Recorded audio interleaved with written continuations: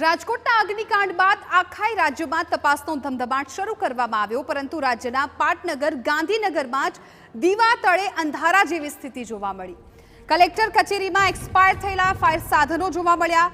આપ પાર્ટીના કોર્પોરેટરે જાત તપાસ કરતા ભાંડો ફૂટ્યો।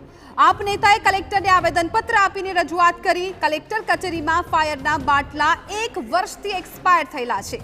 વોટર બેઝ ફાયર સિસ્ટમ સંપૂર્ણપણે ચાલુ હોવાનો દાવો કરાયો છે।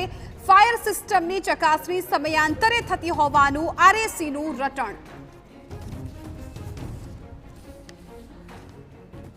આમ આદમી પાર્ટી તરફથી સ્થળ તપાસ કરતા ગાંધીનગરની કલેક્ટર ઓફિસના જ ફાયરના સાધનો એક્સપાયર થઈ ચૂકેલા અને તે રિફિલ નહીં થઈ ચૂકેલી હાલતમાં જોવા મળેલ હતા।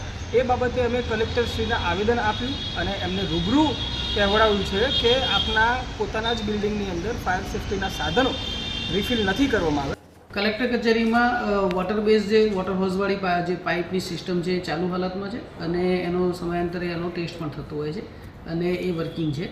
અને સાથે જે ફાયર એક્સ્ટિંગ્વિશરની વાત છે એ આશરે 200 જેટલા છે અને એ પણ ઘણા રિફિલ કરવાના ચાલુ છે અને ઘણા આજે અથવા તો કાલ સુધી રિફિલ થઈ જશે।